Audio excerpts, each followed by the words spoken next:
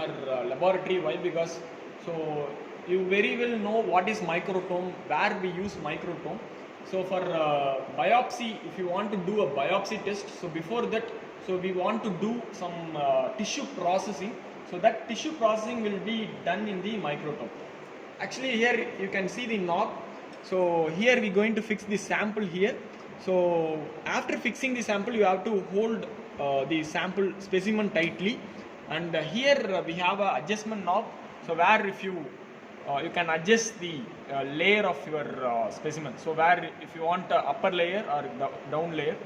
So once it is fixed, here it is a cutter. So if you rotate this cutter, so the thin slices of samples has been cutted by using the microtome. So this is what the microtome will do. So this is how the tissue processing is being happened. So for example, if I want to analyze whether the patient have tumor or not, so for that we have to take the sample of tissue from the patient, and we want to do the tissue processing. So the procedure of tissue processing, so we have given in the material, or you can given in the lab manual, you can go through. So we have various methods for doing tissue processing: freezing method, wax method. So all other methods, by using any of the method you can do tissue processing. So after the tissue is being processed, we need to cut the tissue. So we need to cut into a slice, thin slices. So those slices only you can view in the microscopes. So that can be possible by using the microtome. So this is the microtome where we do tissue processing and tissue cutting. Okay. Either play panina.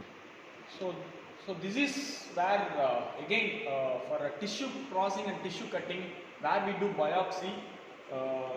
Homogenizer is one of the another most important instrument in a oncology department. So this homogenizer is it's used in the initial processing of biopsy. So we have a test tube here. So in this test tube, what they going to do is, so if they want to do a biopsy, they want to take a small sample of tissue.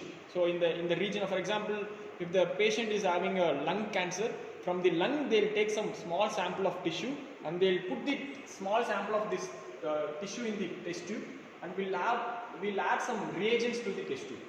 So actually in a microscopes you cannot do you cannot view some images which is in a hard tissue. For example, blood that all we can view in microscope, but tissue, it is a hard tissue, like it is a mass tissue. So you cannot do that in microscope.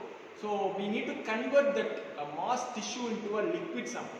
So that is what the homogenizer will do. So the working principle of homogenizer is, we have again, so this knob is for, as usual, like for centrifuge. So for homogenizer it is a adjustment knob. So if you increase the knob, so here you can see the RPM, right? So it is a RPM, rotation per minute. So here 1,150 rotations per minute, your homogenizer is being fixed. So once if you fix the rotation per minute here, so you can see here there is a rotation knob over here. So if you fix the test tube here, if you pour the tissues and if you insert the test tubes here, so these tissues which is in a hard form will be converted into it will be splitted that tissue into a liquid form. So when it rotate at a very fast RPM, so if you insert this test tube and if you place the tissues here, so the hard tissues will be converted into a liquid form. So after that, this sample will be fed into a microscope, and then only you can do a tissue processing by using microtomes and other equipment, right? So homogenizer is one of the most important initial stage of equipments in oncology department. So you cannot do by using a mass tissue like solid tissue, you cannot do any of the processing by using biopsy. So first time initial process is you're going to convert that mass tissue into a liquid form. So that can be possible by using a homogenizer, right? Okay, so next we'll move on to microscope.